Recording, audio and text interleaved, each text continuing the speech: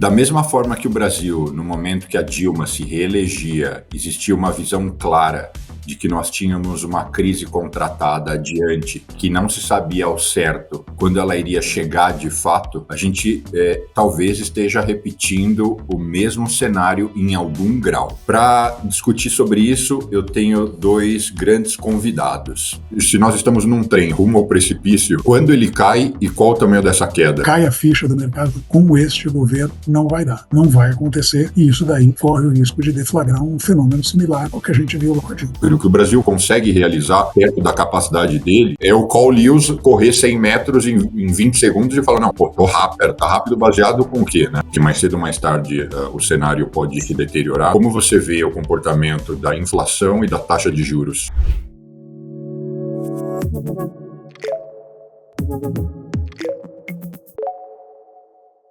Está começando mais um Wall Street Cast, aqui eu, diretamente de Nova York, meus convidados diretamente de São Paulo, e o primeiro, um economista brasileiro de destaque internacional, reconhecido principalmente por seu trabalho como ex-diretor de assuntos internacionais do Banco Central do Brasil e por sua sólida experiência tanto no setor público quanto no setor privado.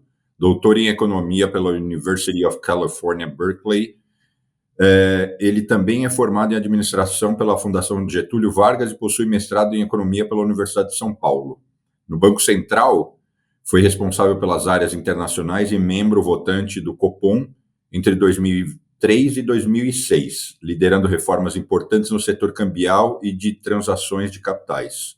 Atuou como economista-chefe para a América Latina do ABN AMRO Bank e para o Brasil no Santander, além de passagens por outros grandes bancos como Unibanco e BBA.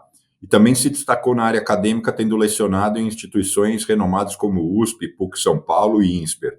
Atualmente é sócio da Schwartzman e Associados, consultoria econômica, e mantém colunas em diversos veículos de mídia, como Folha, Infomoney, Rádio CBN e, mais recentemente, a Veja. Seja muito bem-vindo, Alexandre Schwartzman. Muito obrigado. E para enobrecer, enriquecer o nosso papo, eu também recebo um administrador formado pela PUC de Minas Gerais, com pós-graduação em finanças pela UFMG e PhD em economia pela University of Kent, que é no Reino Unido. Economista classificado entre os 20% mais bem ranqueados na América Latina e Caribe pela REPEC. Diretor executivo do IBMEC, atuando como diretor nacional responsável pelas unidades São Paulo, Rio, Belo Horizonte e Brasília. E atua há mais de 25 anos na docência e gestão educacional. Seja muito bem-vindo, Reginaldo Pinto Nogueira Júnior. Muito obrigado, prazer estar aqui com vocês. Muito obrigado aí pelo convite, um prazer também estar aqui com o Alexandre para essa conversa. Queria já começar fazendo a seguinte provocação. A minha própria abertura foi eu dizendo que na época que a Dilma estava se reelegendo, no meu entendimento e de muitos, nós tínhamos ali uma previsão clara de que tinha uma crise sendo contratada, já que as políticas que estavam sendo praticadas seria uma questão de tempo.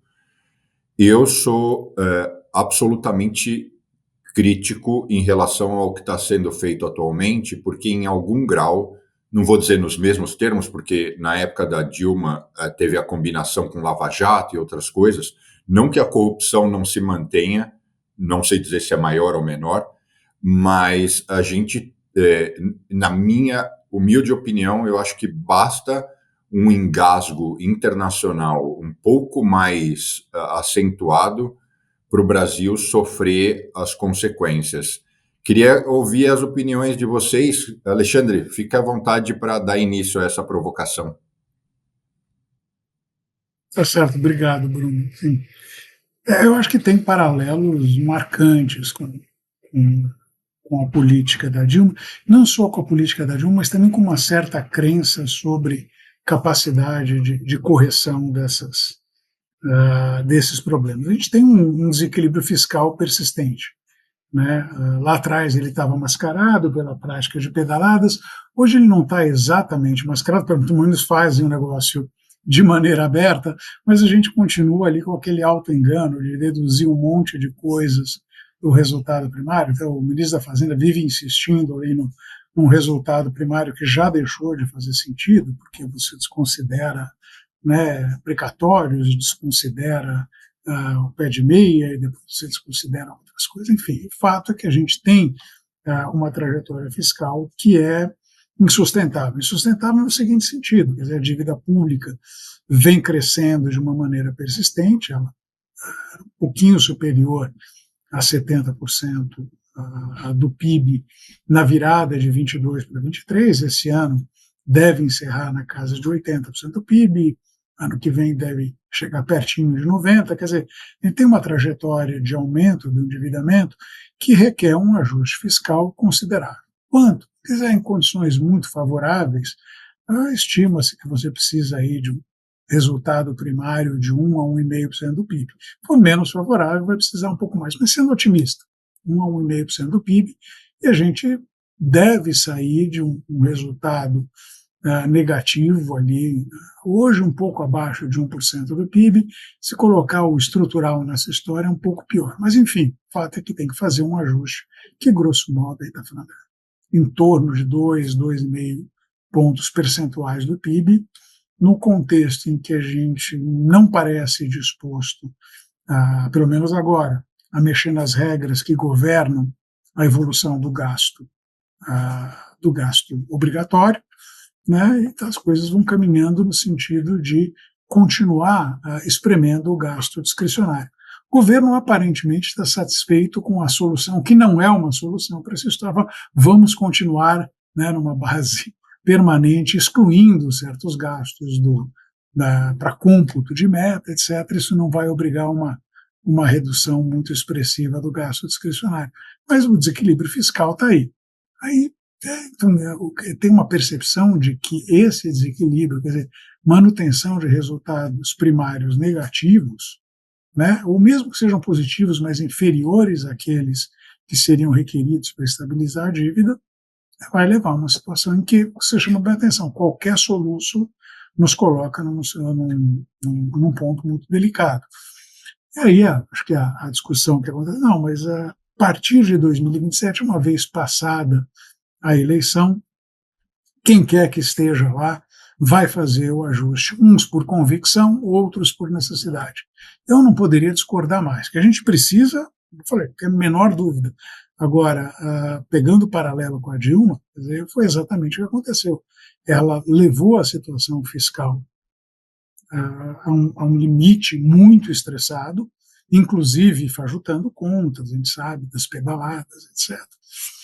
E quando a bomba estava para estourar, o que ela fez foi chamar o Joaquim Levy e pedir para ele resolver o problema. Agora, pode chamar quem for.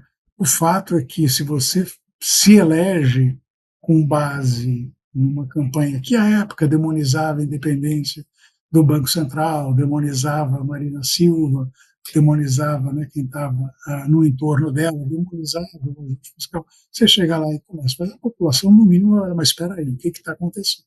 E o Congresso, que hoje já é hostil, né, não vai dar um menor apoio. Então, eu olho para essa combinação que a gente tem, sim, acho que no caso de uma reeleição do presidente Lula, a gente vai ter um replay, não exatamente igual, mas alguma coisa muito similar ao que a gente observou no segundo governo Dilma, quer dizer, uma necessidade de fazer um ajuste fiscal e, ao mesmo tempo, a falta de condições políticas para que isso se materialize. Meu entendimento à época é que a intensidade da recessão que a gente viveu, né, a gente viu o pior desempenho da economia brasileira em todos os tempos, né, ela resultou, em larga medida, desse conflito, de ter que fazer um ajuste e, ao mesmo tempo, não ter as condições políticas de fazer. Né? Assim, se fala da Lava Jato, a Lava Jato foi, por de entender o que foi de queda de atividade econômica, é absolutamente marginal. A raiz do problema é essa dicotomia entre economia e política, que eu vejo um risco considerável de se repetir de novo, mas no mesmo grau, mas em algum grau, caso de reeleição do presidente em 2026, no caso de uma alternância de poder, mas ele não há nenhuma garantia de que quem entra lá vai fazer, mas no mínimo dispõe de condições políticas, acho que mais sólidas do que o atual presidente para colocar o país numa trajetória que, enfim, comece a mudar esse estado de coisas. Reginaldo, quer complementar? Eu acho que concordo totalmente com o diagnóstico do Alexandre. O que eu acho que é até importante para dar uma visão um pouco mais geral de como que essa questão fiscal se tornou, infelizmente, um debate permanente da economia brasileira nos últimos 10 anos, né? Se a gente volta no tempo, né, algumas 15 anos atrás, sei lá, né, a gente tinha provado que era possível a manutenção de crescimento econômico com geração de superávit primário. Assim, houve um período ali que a gente até acreditava que, olha, esse é um tema superado, mas a gente voltou com a discussão sobre gasto é vida, então o superávit primário era um erro e impedia o crescimento. E aí é importante lembrar que a gente manteve superávites primários robustos, superiores a 3% do PIB, por, sei lá, por 10 anos, mais de 10 anos.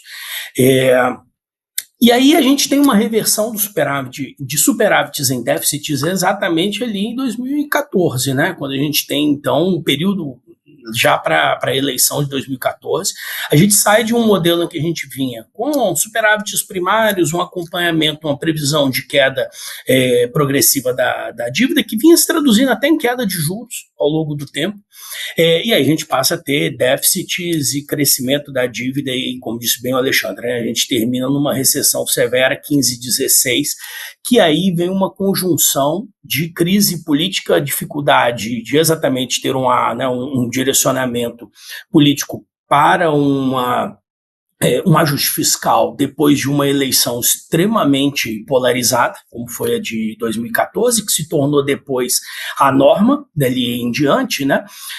Mas a gente teve, e aí entra ali em 2014, infelizmente, num período que é uma segunda década perdida para o país em 40 anos. Né? A gente sai ali de 2014, volta até a mesma renda per capita de 2014 agora, né? 2024.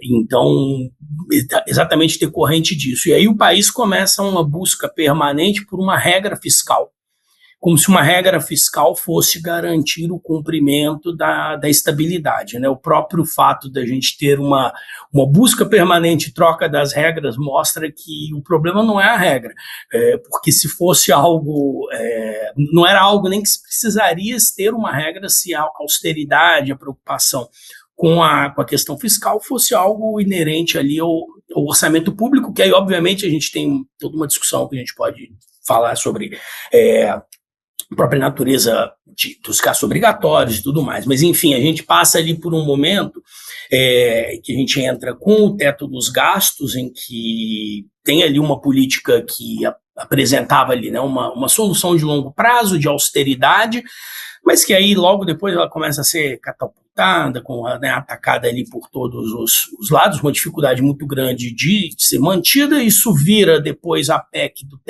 a PEC da transição, que basicamente era para ser um regime permanente que acaba temporário, que acaba virando permanente, né? Coloca a gente ali muita deriva, e aí entra num crescimento de gasto que torna a situação que já havia muito ruim claramente insustentável. Né? A ideia do arcabouço que vem em 2023 era de que, bom, vamos fazer uma ligação entre responsabilidade e realismo. Então vamos atrelar isso ao crescimento da receita.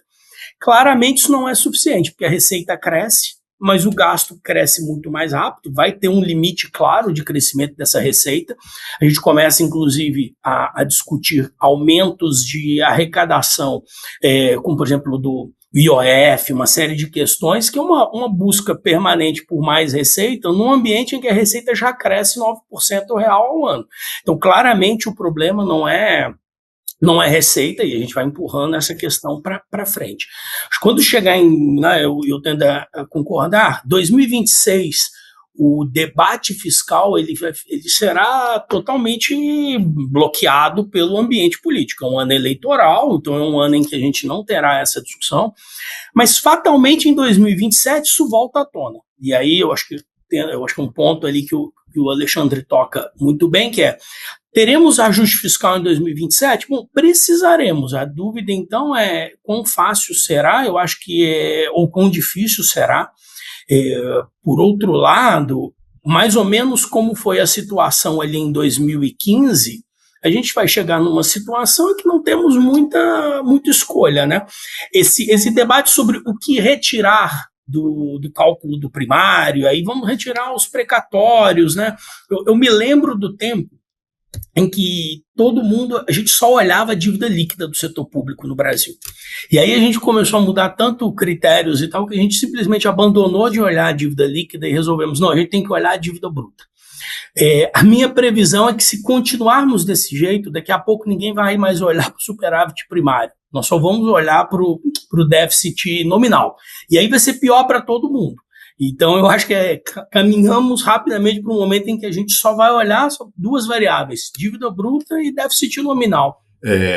Já que nós concordamos com isso, Alexandre, a questão é: se nós estamos num trem rumo ao precipício, quando ele cai e qual o tamanho dessa queda? Porque no modelo que o Reginaldo acabou de falar, e indiretamente você também tocou nisso, tem uma grande chance da crise só estourar depois das eleições e a gente tem que considerar que, então, o atual governo, e abstraindo aqui, certamente vocês sabem que a totalidade da minha audiência são investidores ultra qualificados.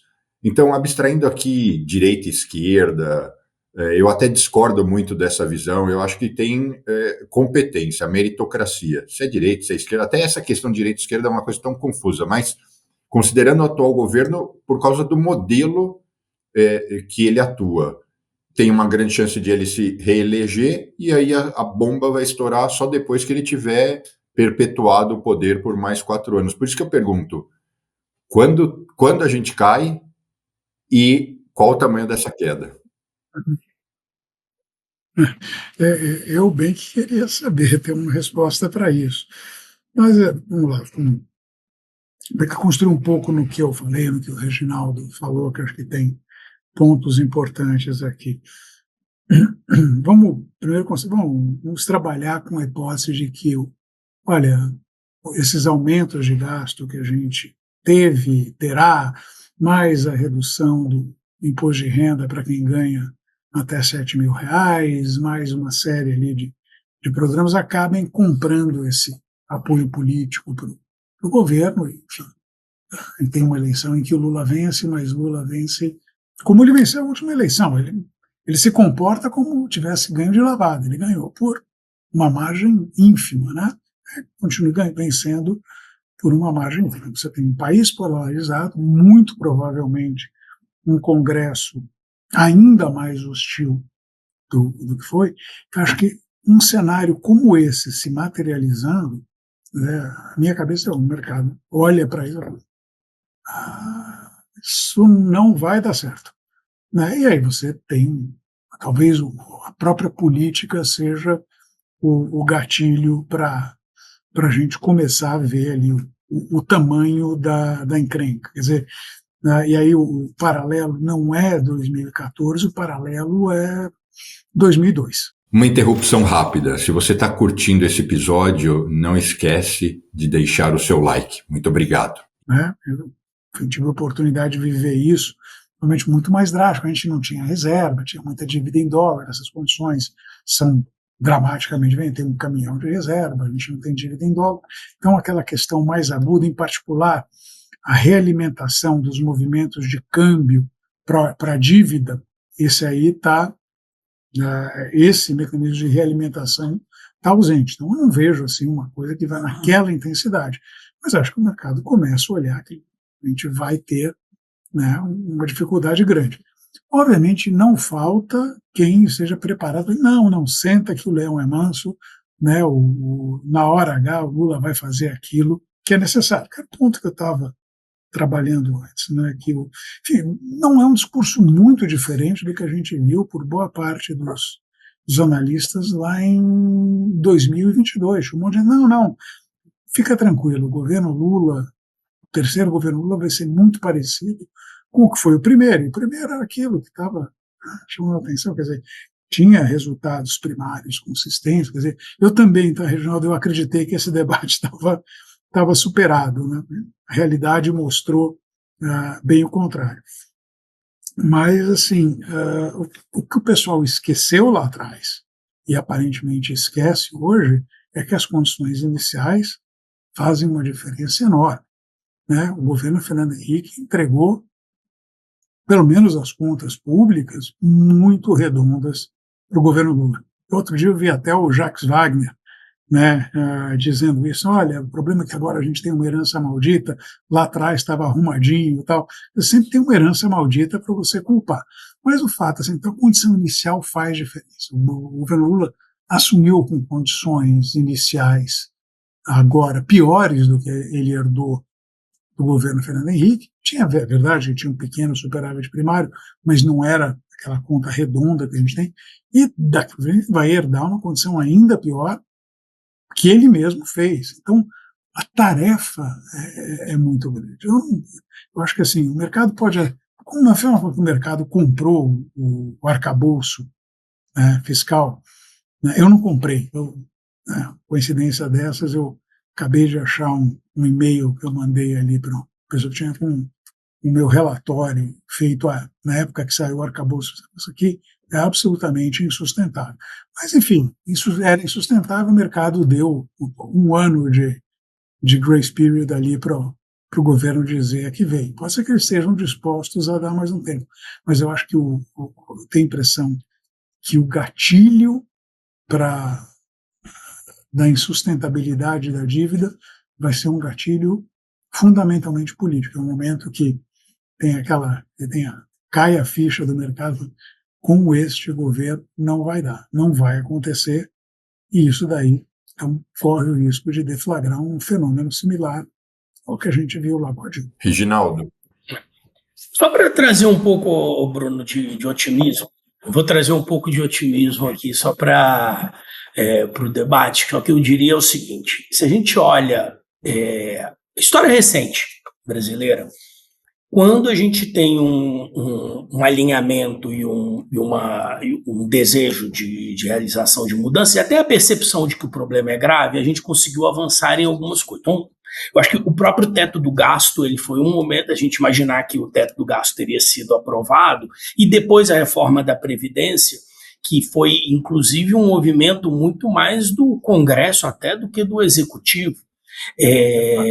Eu acho que isso mostra, e pegando até pensando em termos do Congresso, né, do Parlamento brasileiro, se a gente olha nos últimos anos, esse parlamento tem se mostrado, dentro dos limites, obviamente, da política, bem mais favorável a medidas de austeridade, medidas de controle de gasto, do que em qualquer momento do passado. Então, acho que existe ali uma semente para um movimento de ajuste e de foco no futuro, de uma resolução permanente. Eu gosto muito de dizer que a gente precisa de um ajuste fiscal no Brasil, nem que seja simplesmente para a gente mudar de assunto, que ninguém mais aguenta falar desse assunto. Então, vamos fazer isso para a gente poder discutir outras coisas, né? O mundo é tão interessante, está falando sobre tantas coisas, inclusive de geopolítica, e a gente está falando sobre receita primária, gasto primário, mas enfim. Eu acho que, então, existe um ambiente em que, com pequenos alinhamentos, principalmente com um pouco mais de um tempo político um pouco mais favorável, eu tendo a ser bastante otimista. Eu acho que a gente consegue, né, a gente conseguiria discutir coisas que há 10 anos atrás seriam impossíveis. Eu acho que, inclusive, discutir gastos obrigatórios, desvinculação de receitas. Eu acho que a gente tem uma gama de possibilidades políticas de discussão, que eu não digo que serão fáceis, que serão todas feitas, mas quando a gente olha, né, o histórico da política brasileira, quando a gente olha com posições de forças e olha para frente, eu tendo a achar que temos um ambiente muito melhor do que a gente já teve em qualquer outro momento. Então, acho que assim, as ferramentas estão aí disponíveis. Quero dar minha opinião. Não, só para dizer, eu tendo a concordar, obviamente assim, o Congresso não é exatamente um campeão da austeridade, em particular no que respeita aos gastos dele.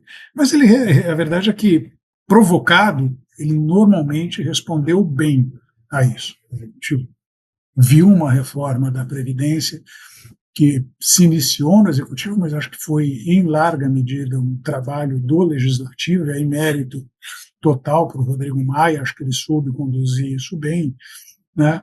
Agora, é o seguinte, normalmente ele precisa ser provocado. E o meu ponto todo é, a gente precisa de um executivo que, obviamente esteja convencido, dois, que esse executivo tenha condições, tenha o apoio político para que o Congresso não, com esse cara eu vou.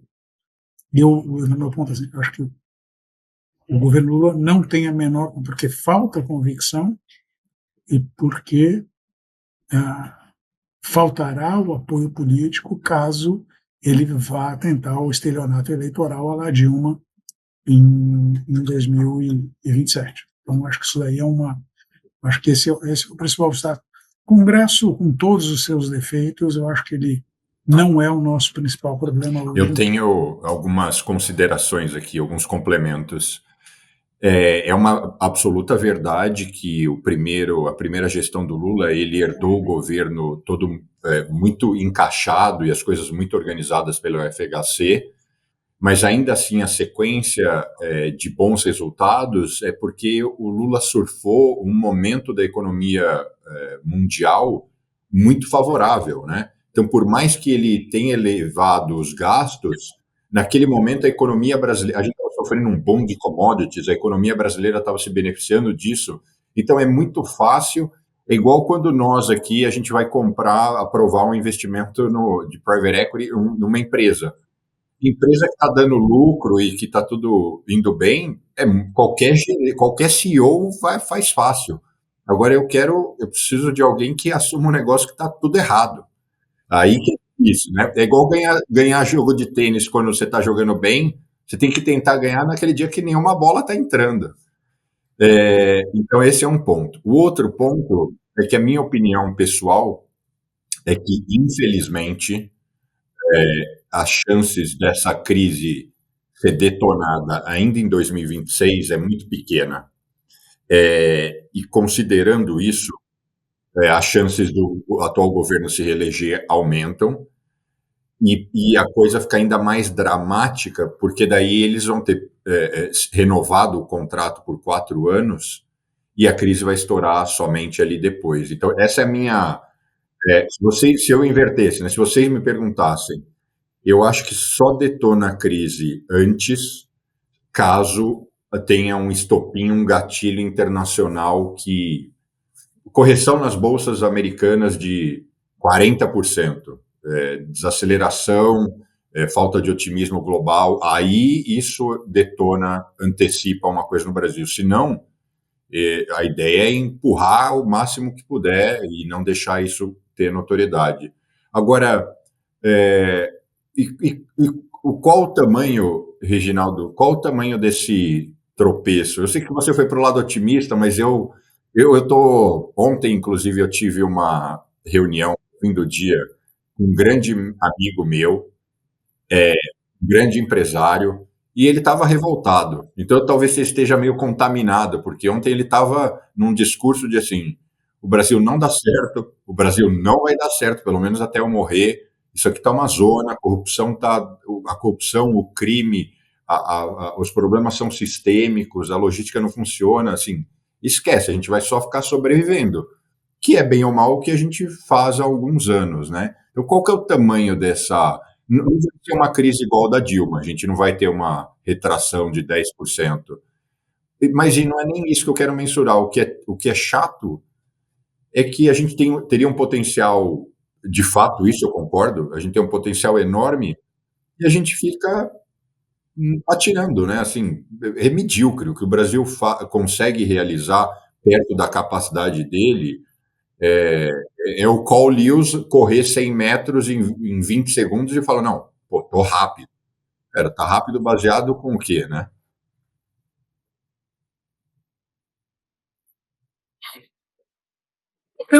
Eu entendo muito o desânimo, né? E eu converso com muita gente e a gente vê esses lados, né? Isso assim, ao mesmo tempo eu converso com muita gente que tem esse otimismo olhando para o longo prazo, até porque essa sensação não é de hoje, né? Assim, se a gente volta para os anos 80, é, o desânimo seria muito maior. E a probabilidade e o que a gente conseguiu construir olhando para frente é muito maior, né? A gente conseguiu reversões e avanços, né? É um pouco não é uma história claramente linear, quando a gente olha no caso do Brasil, é muito mais um voo do besouro. Mas, assim, eu tendo, quando a gente olha para, em termos de, como você disse, potenciais e olhando um pouco mais para frente, tem muito a ver com o que você está dizendo. Né? O Brasil, e aí eu acho que o desânimo é mais que a gente teria exatamente tudo necessário para estar na frente das grandes discussões econômicas e geopolíticas do mundo hoje. Está falando de transição energética, a gente está falando de economia e finanças verdes, a gente está falando de um ambiente geopolítico mais estável. Então, assim, o Brasil, em princípio, a gente tem todas as ferramentas. O que a gente tem, né, claramente, polarização política, dificuldades, né, desse momento que vem se arrastando aí, e principalmente essa questão fiscal. Eu acho que a gente tem, mas o principal é que a gente sabe, de certa maneira, o que fazer. E eu tendo a acreditar, e aí pode ser muito do meu otimismo, do meu desejo pessoal. Eu tendo a acreditar no seguinte: com o crescimento da dívida que a gente tem agora, e principalmente com o movimento do Banco Central independente, vai ficar muito claro num período de tempo relativamente curto que a situação fiscal vai se tornar absolutamente explosiva a partir do momento em que a dívida está tão grande em que o déficit nominal, como eu acho que a gente vai, evidentemente, vai abandonar de olhar lá para o primário, o déficit nominal vai se tornar assim, uma trajetória impossível de ser controlada. E eu realmente acredito que em momentos como esse, a gente, assim, haverá um movimento de atuação. Então, eu tendo a acreditar, eu não digo que vai ser fácil, eu não acho que é algo que vai acontecer imediatamente, não acho que vai ser completo, mas eu não acho que a gente escaparia disso, assim como a gente não escapou de sei lá, no começo dos anos 90, tratar o problema inflacionário como ele deveria ser tratado, por exemplo. Né? Então, dizendo um pouco mais para dar um pouco mais essa visão. Acho que no olho do furacão tendemos a ver a situação de maneira talvez um pouco pior do que ela pode se desenrolar, né? Então, tem um pouco dessa trajetória. Porém, é claro, né? Continua uma situação muito difícil. Como eu disse, né, a gente não consegue tirar da frente a situação fiscal, então a gente nem entra na discussão sobre logística, a gente nem entra na discussão sobre educação, a gente nem entra na discussão sobre passos mínimos para ganho da produtividade. Né? Enquanto a gente está aqui preocupado com a trajetória da dívida, a gente deveria estar olhando muito mais que nos últimos 40 anos a produtividade está absolutamente estagnada. Qualquer país normal, esse seria, inclusive, o grande tema econômico. As pessoas iam estar extremamente preocupadas de dizer como é que pode um país 40 anos sem crescimento de produtividade com renda média. Então, eu acho que tem uma pauta esquecida no Brasil, que é a situação fiscal. Ela realmente acaba no VC colocando nuvens sobre isso e a gente não consegue mergulhar nesses temas, porque ali a conjuntura, o curtíssimo prazo vai permanentemente se impondo, né? O Brasil é um país que, por vários motivos, ali, passou, inclusive urbanização, né? Tirar gente da agricultura, segmentos mais profundos, conseguiu, ao longo de 50 anos, um processo expressivo de aumento de produtividade. Uma vez que se esgotou a urbanização, esse processo foi no final. E aí a gente tem, só para fazer um pouco de merchan aqui, eu faço parte do Centro de Debate de Políticas Públicas, o CDPP, e a gente recentemente publicou, né, um trabalho que foi organizado pelo Daniel Glazer, um dos nossos membros, chamou uma série de pessoas ali e começa o trabalho com um ensaio, né, um ensaio avaliando exatamente a questão do desempenho de produtividade. É um desempenho do Fernando Veloso, né? É um desempenho muito pobre, né? E que tem ficado mais pobre ao longo dos últimos anos. Quer dizer, é uma coisa quase que incrível. Mas a gente teve algum momento ali na virada dos anos 90 até a primeira década desse século em que ameaçamos sair daquela situação de estagnação que a gente tinha, né? O resto do volume, né, trata muito da questão de comércio internacional e qual foi o efeito da abertura de comércio internacional. Começou no governo Collor, se aprofundou no governo Fernando Henrique, e a conclusão é que teve ali algum efeito, sim, no sentido de melhorar o ritmo de crescimento da produtividade, mas a gente não levou isso adiante, então parte do problema está ligado à baixa integração da economia brasileira com o resto do mundo. Esses são os tópicos, a gente não está escrevendo sobre isso à toa, quer dizer, não é puramente para o nosso entretenimento intelectual, embora eu garanta o entretenimento intelectual de quem for ler os trabalhos, são super bons. Mas é uma discussão de política pública, né? A grande verdade é pegar aqui o eco do que o Reginaldo falou, a gente passa tanto tempo debatendo o fiscal que a gente perde o olho dessas coisas. Mas isso também é um tipo de política por qual tem uma resistência enorme no Brasil. Quer dizer, assim, o pessoal foi expor para membros do governo, foi uma hostilidade, né, extraordinária.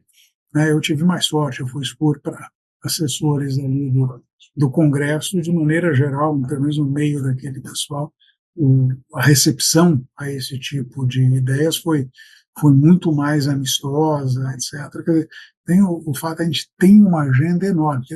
Então, o Brasil tem, de fato, um potencial gigantesco, mas é aquela coisa, você não, o fato de ter um potencial não quer dizer que esse potencial vá se materializar. Um monte de gente tem potencial extraordinário, mas falta ali alguma coisa que destrave isso. Eu acho que as condições políticas do Brasil são, de maneira geral, ruins. Eu não sei quem é que foi com quem você conversou, mas eu compartilho dessa visão. A gente olha assim, o nó da coisa, ele tá difícil de resolver. A gente tem um país polarizado, né? O Congresso está ficando menos fragmentado, isso acho que é um desenvolvimento positivo, mas, ao mesmo tempo, a gente tem um Supremo que se sente extraordinariamente à vontade para se imiscuir em todos os assuntos, em todas as dimensões da vida nacional. Né? Aí a gente precisa falar quem que foi eleito, quem não foi eleito na história. Eu acho que, institucionalmente, o Brasil está numa situação muito, muito delicada. E eu não vejo como esse nó, né, esse nó górdio da institucionalidade no Brasil vai ser resolvido. Acho que a gente teve uma oportunidade extraordinária com o Lava Jato, né? Acho que foi um momento que a gente poderia ter passado o país a limpo, enfim, a gente vai debater décadas a esse respeito, por que não foi em frente, por que deveria ter sido feito, se houve, né, um overreaching de quem estava tentando mudar, se houve uma reação desproporcional de quem não queria. Eu me lembro de um economista italiano que teve, exatamente no CDPP, no auge da Lava Jato, e ele traçando paralelo com mãos limpas, falou, olha, é bom, mas à medida que essa coisa amplia, ela começa a abarcar certos círculos que é melhor não mexer com. E eu tenho a impressão que o Brasil, a gente acabou atingindo certos círculos. Mas, enfim, independentemente do porquê que não aconteceu, o fato é que a questão da institucionalidade no Brasil não se resolve a contento. Se a gente não resolver isso a contento, eu acho que esse potencial que poderia ser destravado por coisas como maior integração no resto do mundo, uma atuação mais decisiva na educação, foi um ponto que o Reginaldo chamou a atenção, acho que enfim, só isso daria para falar horas, não eu, mas gente que entende do assunto, mas enfim, tem que resolver isso, a gente sabe que tem que fazer, a gente sabe, pouco, deixa eu aproveitar, tem uma história famosa ali, que Jogos Olímpicos na Grécia Antiga, um velho estava buscando um lugar para sentar e ninguém dava lugar para ele, e, a certa altura, parou em frente à delegação espartana e diz a lenda que todos os espartanos se levantaram para dar lugar para o velho, né, e todo mundo aplaudiu. Ele teria virado para a plateia dizendo: todo grego sabe o que é necessário ser feito, mas só os espartanos escolhem fazer isso. A gente sabe o que tem que fazer, a gente sabe o que tem que fazer para arrumar o ajuste fiscal, tem que mexer na Previdência, no salário mínimo, na desindexação, a gente sabe que a gente tem que tomar passos no sentido de aumentar a integração, tem tarifas altas, a gente pode baixar a tarifa, pode baixar restrições não tarifárias, a gente sabe o que precisa ser feito na parte de educação, tem experiência de Sobral, tem experiência de vários de municípios e estados que mostraram, a gente sabe o que tem que ser feito. Mas assim, falta espartano para fazer o que precisa ser feito. Né? Alexandre, de ordem prática, dado que a gente entende que mais cedo ou mais tarde o cenário pode se deteriorar, como você vê o comportamento da inflação e da taxa de juros? Porque a gente acabou de ter ontem a reunião do Copom, onde dessa vez ainda existia um entendimento de vai ser mantida, mas o que se especula agora e aí, não vai baixar? Só que baixar a taxa de juros, ok, mas a gente tem no cenário aí esse tempo nublado, né? Pensando no curto prazo, aqui, quer dizer, curto prazo não é próximo, é um pouquinho mais longo, ao longo do ano que vem. Provavelmente o Banco Central vai derrubar o juro.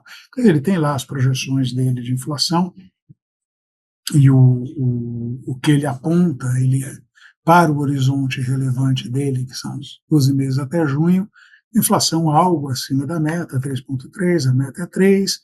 Na virada do ano, ele provavelmente vai apontar para uma projeção de inflação muito próxima à meta, já com uma trajetória de Selic que incorpora cortes. Então, ele vai começar a cortar no começo do ano que vem, né, e pelo menos as projeções do Banco Central vão ser congruentes de não, a gente pode fazer isso, que as nossas projeções apontam para uma inflação mais baixa. Eu discordo, eu acho que tem problemas ali nas próprias projeções do Banco Central, é uma coisa mais técnica, mas a gente trabalha com uma trajetória um pouco mais alta, em particular, se esses cortes se materializarem, a gente vê a inflação mais se estabilizando na casa de 4 do que de 3. A gente vê muito da queda de inflação agora, foi um fenômeno ligado principalmente a dólar, muito pouco a questão do desemprego e ato de produto, que a gente ainda vê muito pressionado, a gente vê um comportamento de salários que é incongruente com uma inflação convergindo para 3%. Então, olho para isso, tenho muita dificuldade em ver esse fenômeno da inflação convergindo. Agora a gente vai, tá bom, a gente vai cortar juros, mas qual que é o cenário? A gente corta para, se for olhar o último Focus, quer dizer, final do ano que vem, 12%, vamos dizer que seja verdade, 12%, como é que a gente está vendo a inflação em 2027? Pouco abaixo de 4%. Está falando de um juro real que vai ficar ali na casa de 7,5%, 8%. Mais uma rápida interrupção. Eu tenho notado que a imensa maior parte das pessoas que assistem os nossos episódios ainda não seguem o canal. Então, eu pediria, não deixem de seguir o canal, acionar o sininho, e assim você vai ser avisado todas as publicações que a gente fizer semanalmente. Obrigado. Se a gente for olhar na curva de juros do Brasil, que eu acho que é mais assustadora, a gente olha o forward de juros de 5 para 10 anos, é 7%. Né? 7% real, não é 7% nominal. Né? Quer dizer, então, a gente tem ali, acho que a curto prazo a gente pode e deve ver alguma redução de taxa de juros, mas acho que ela não se materializa numa redução do juro real. E aí a gente vai de novo, como urgente à frente do necessário, né? A gente vai ver qual que vai ser o resultado da eleição. Mas, concretamente, o que eu vejo é isso. Então, o mercado está. É curioso, o ministro está fazendo a pressão dos bancos para não cortar juros. O que o banco mais gosta é que corte juros. Os caras são maiores produtores de pré-fixado que tem. Eles estão com carteira gigantesca. E é tudo financiado a CDI. Quer dizer, na hora que cair esse juro, vai ser só alegria. Né? O bônus de banqueiro vai explodir. Mas o ministro da Fazenda não entende do assunto. Qual que é a chance disso aqui dar certo? Eu só complementaria, eu acho que tem um ponto aqui, eu concordo, acho que assim, o cenário de curto prazo, quando olha, né, 26, 27, eu acho que é muito bem no direcionamento do Focus. O ponto que eu acho que vale a gente explorar um pouco mais é também a novidade, né, a questão da independência do Banco Central. E aí, só para trazer um ponto que dada a situação fiscal, se a gente olha até o momento ali pré-crise 2014, um dos pontos ali que vinha junto com a deterioração fiscal foi a questão de quedas de juros e tentativa de controle de preços como forma de controlar a inflação, né? E acabou que seria lá a nova matriz macroeconômica que desagou na grande crise de 2015 e 2016. Nesse momento, com o Banco Central independente, eu acho que esse é um ponto que o Alexandre traz, que traz uma questão política um pouco diferente, que em princípio, os juros reais não vão, ou não deveriam, ou não acreditamos que vão, se acomodar a uma situação fiscal muito leniente. E isso deveria colocar mais pressão política, mais pressão dos atores por um movimento para alguma questão de ajuste fiscal. Então, existe ali um ator, só para trazer um pouco, que a gente não tinha em momentos anteriores, que é exatamente mais liberdade no manejo da taxa de juros, né? Eu acho que isso a gente nem chegou, no caso do Brasil, a aproveitar plenamente, né, dos benefícios desse novo arranjo institucional, que a gente esperaria, né, pela literatura, uma queda forte da taxa de juros, por N questões que estamos falando aqui, a gente não viu isso acontecendo, mas eu só colocaria essa questão, né, o juro real, pelo nível que a gente vai olhando pelos próximos anos necessários para manter essa inflação, que nem na meta de 3% a gente consegue chegar, coloca um pouquinho mais de lenha nessa fogueira, um pouco mais de pressão sobre esse debate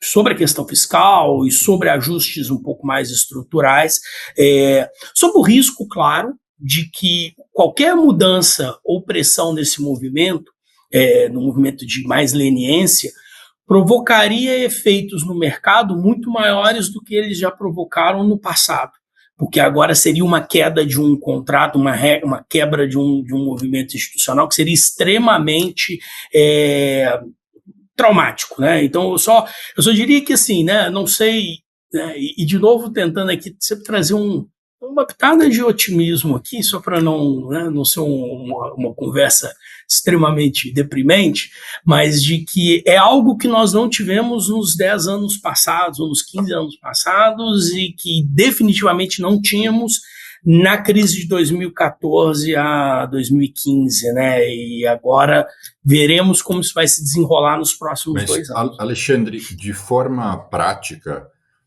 realmente é uma consulta pública aqui. A crise se acentua em razão dessas bases e termos que a gente falou. Por mais que o Banco Central tenha baixado os juros um pouco, ou seja, não é que vai sair de 15 para 5, no momento que a crise se acentuar, você entende que os juros têm condições de permanecer baixo ou, inevitavelmente, ele vai ter que ser elevado de novo? E quais os efeitos ali de curto prazo inflacionários no momento que a gente estiver em crise? O principal canal dela seria via câmbio, né? A gente teve um aperitivo disso, né, no final do ano passado, há mais ou menos um ano, né, quando o governo anunciou com grande fanfarra um programa de corte de gasto no mundo. tinha nada naquilo, a gente viu. O dólar deu uma esticada. Então, acho que a gente é um movimento que é tradicional nesses momentos. Acho que a crise se materializa por um aumento no juro longo, né, e por uma desvalorização da moeda. Eu acho que ambos os desenvolvimentos acabam constrangendo a capacidade do Banco Central para reduzir ou mesmo manter a taxa de juros, porque o juro longo, quando eu falo do forward de 5 para 10 anos, tem um pouco disso. O forward de 5 para 10 anos é o juro que vai prevalecer depois que tudo, né, as coisas de curto prazo tiverem que rolar. Mas fala assim, ele de alguma forma capta o que está acontecendo com a história do tal juro neutro.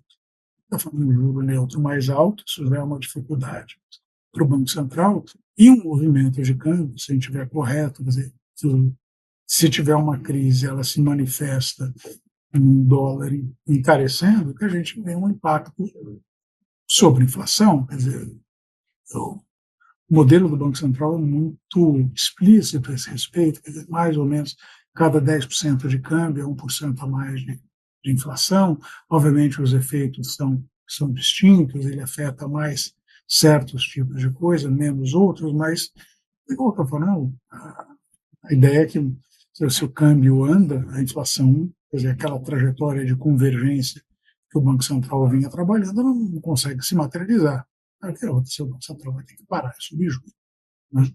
Lembrando que a subida de juros, essa subida de juros relativamente ao neutro. Se a gente está falando que o neutro também piora, então a gente tem uma dificuldade adicional na história. E aí é ver até que ponto o Banco Central vai conseguir se manter independente ou não. A gente tem visto desafios à independência do Banco Central em lugares que jamais imaginei que seria possível. Estamos no meio de uma batalha. A institucionalidade você tem que brigar todo dia. Todo dia. Eu concordo com o Renato, a gente fez um avanço extraordinário, né? Se deu autonomia para o Banco Central. A autonomia ela é praticamente sinônimo da estabilidade da diretoria do Banco Central, inclusive do seu presidente.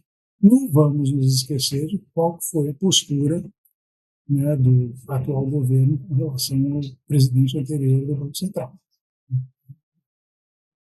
Eles não tiveram coragem, mas vontade não faltou. Por enquanto, a institucionalidade venceu, como por enquanto a institucionalidade está vencendo nos Estados Unidos. Mas vamos torcer para que continue vencendo, porque eu acho que foi um ganho que, enfim, o que não me mata me torna mais forte. Se a gente passar por essa turbulência toda do Banco Central emergir, ainda como um Banco Central independente, etc., que a gente tem benefícios a serem colhidos. Por outro lado, eu vi bancos centrais supostamente independentes, em que a coisa foi para o lado oposto. Né? Martin Redrado, na Argentina, nominalmente independente, foi entrar no Banco Central, a polícia não deixou. Foi exatamente assim, tá? Não estou tirando, não estou inventando, só foi literalmente isso. Foi entrar, isso não entra. Reginaldo, quer complementar? Acabou.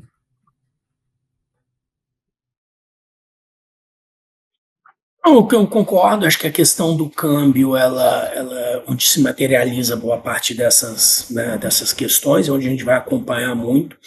Tem um movimento só que é diferente um pouco, né, que a gente pode comentar, que temos uma situação atípica na qual, no fundo, o que o governo americano mais quer nesse momento é desvalorizar o dólar. Na verdade, ele quer desvalorizar contra a moeda chinesa. Mas aí, indiretamente, você vai acabar tendo ali uma desvalorização, né, claro, contra ou uma valorização de moedas ao redor do mundo. Então, a situação internacional hoje ela é bastante diferente do que ela era, como estava comentando, lá atrás, em 2003, ou mesmo no momento em 2014. Né? Na verdade, se a gente olha, eu acredito que nunca se falou tanto nos meios de economia sobre geopolítica. Até a discussão sobre tarifação virou uma discussão muito mais de relações internacionais do que de economia internacional, né, especificamente. Então, está todo mundo olhando muito mais esse debate. Então, isso acaba tendo ali um pouco de efeito sobre sobre o câmbio brasileiro. Isso explica muito dos movimentos aí que a gente tem visto, mas eu acho que essa resposta do Banco Central a possíveis movimentos do câmbio, ele respondendo à crise internacional, à piora da situação fiscal, é onde realmente a gente vai ver muito do tamanho do comprometimento e da velocidade de resposta, a impedir que as inflações que a inflação se torne ali permanentemente desancorada, ou pior ainda, né, saindo novamente da meta. Até agora o discurso tem sido muito, muito firme, né, em respeito a isso. É claro, né, o Alexandre falou isso, eu acho que eu acredito muito nisso também, que veremos bastante isso nos próximos 2 anos. Eu acho que os próximos 2 anos será um momento, muito mais do que os primeiros 2 anos do governo, em que a gente teve ali, né, muita pressão política sobre um regime de independência do Banco Central recém-implementado, né? Mas eu acho que os próximos 2, isso será ainda mais relevante do que eles foram nos 2 primeiros.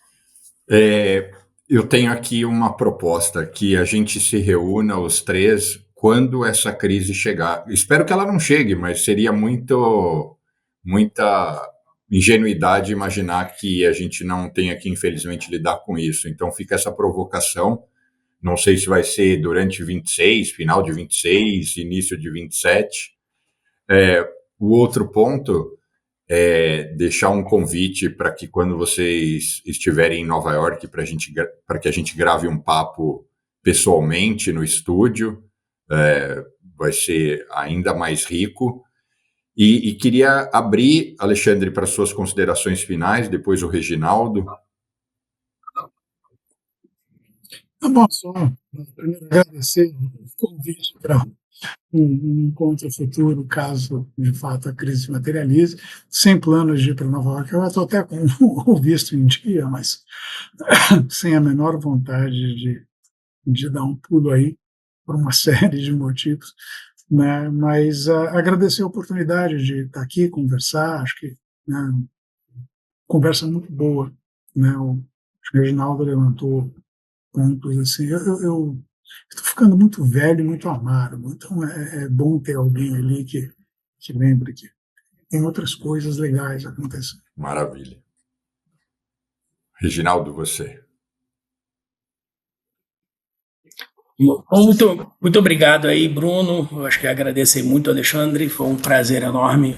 Gostei bastante da conversa. Acho que, de novo, né, temos nuvens, um cenário muito difícil. Frustrante para mim é exatamente um ponto que o Alexandre falou, né, em determinado momento da conversa. Todos os diagnósticos estão feitos. Essa é a parte frustrante da conversa. Então a gente sabe que, quando a gente olha, poxa vida, temos um problema de logística, infraestrutura. Não tem nada que a gente não saiba que a gente precisaria fazer para ter capital, investimento e desenrolar isso rapidamente. Temos problema de educação. Puxa vida, literatura internacional, os exemplos internacionais de países em situação ainda piores do que o do Brasil são vastos. Então, assim, não é algo complicado, isso olhando para o problema da produtividade, longo prazo. E na questão fiscal, acho que isso já ia estar discutido de maneira extensiva. Eu acho que a gente tem quase que um manual para entregar, assim, sabe? Falando assim, olha, se seguir não precisa saber nada, só seguir essa listinha aqui, a situação está resolvida. Mas seguimos aí nesse debate. Eu acho que teremos aí momentos importantes. Agradeço aí muito por poder participar e fico aqui feliz de participar de novo aí depois. Entendi que com o Alexandre não em Nova York, mas aqui também online. E, além do meu canal no YouTube, esse episódio vai ser exibido também na BMC, além, é lógico, de a gente divulgar para as outras mídias.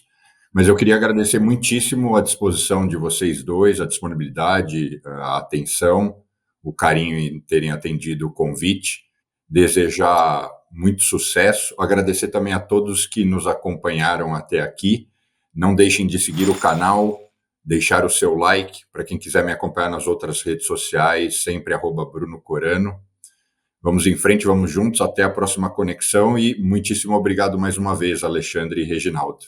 Eu espero que vocês tenham gostado desse episódio e eu queria deixar aqui outras 2 sugestões de outros episódios que têm uma correlação direta com esses temas. Que a gente explora por que o dólar tem um potencial muito grande de se valorizar muito frente ao real, e o outro, que são as premissas e as bases no nosso entendimento de por que o Brasil, infelizmente, está rumo ao precipício, que é um complemento ao episódio de hoje. Muito obrigado.